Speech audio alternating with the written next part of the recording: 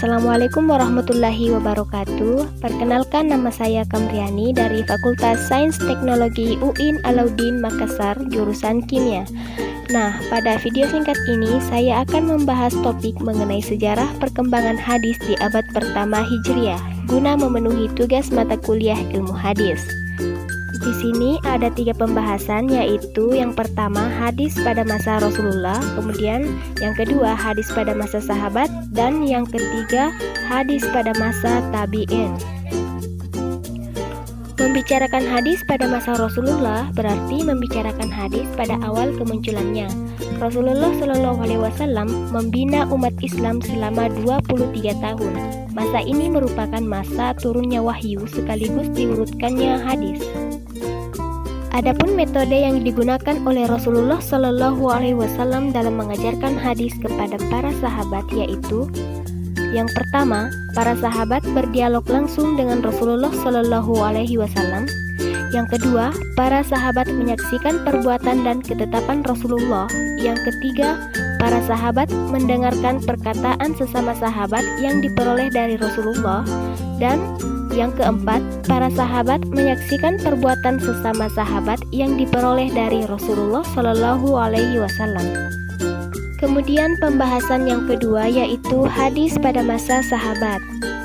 Nabi wafat pada tahun 11 Hijriah. Kepada umatnya, beliau meninggalkan 2 pegangan sebagai dasar pedoman hidupnya, yaitu Al-Quran dan hadis yang harus dipegangi bagi pengaturan seluruh aspek kehidupan umat.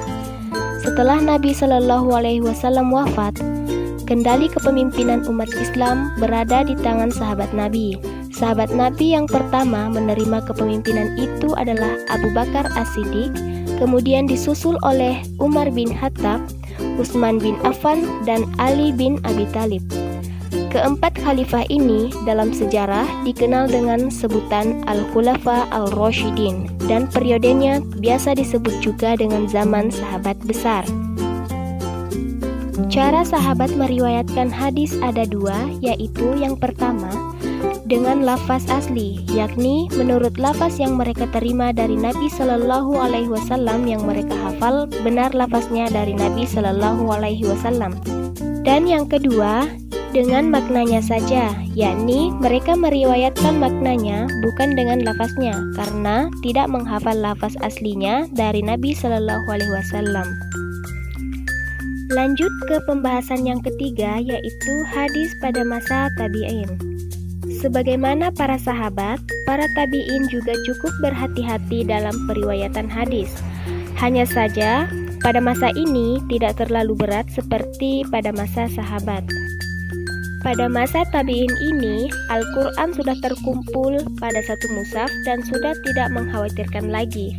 Selain itu, pada akhir masa Al-Khulafa Al-Rasyidin, para sahabat ahli hadis telah menyebar ke beberapa wilayah sehingga mempermudah tabi'in untuk mempelajari hadis. Pada masa ini muncul kekeliruan dalam periwayatan hadis dan juga muncul hadis palsu. Faktor terjadinya kekeliruan pada masa setelah sahabat ini karena yang pertama, periwayatan hadis adalah manusia, maka tidak akan lepas dari kekeliruan. Yang kedua, terbatasnya penulisan dan kodifikasi hadis. Dan yang ketiga, terjadinya periwayatan secara makna yang dilakukan oleh sahabat. Untuk menghadapi terjadinya pemalsuan hadis dan kekeliruan periwayatan, maka para ulama mengambil langkah, yaitu yang pertama, melakukan seleksi dan koreksi tentang nilai hadis atau para periwayatnya. Yang kedua, hanya menerima hadis dari riwayat yang sihah saja. Yang ketiga, melakukan penyaringan terhadap hadis dari rawi yang sihah. Yang keempat, mensyaratkan tidak adanya penyimpangan riwayat yang sihah pada riwayat yang lebih sihah. Dan yang kelima, meneliti sanad untuk mengetahui hadis palsu. Nah, berakhirlah pembahasan kita mengenai perkembangan hadis pada abad pertama. Kurang lebihnya mohon dimaafkan. Saya akhiri dengan ucapan wabillahi taufiq wal hidayah. Wassalamualaikum warahmatullahi wabarakatuh. Sampai jumpa.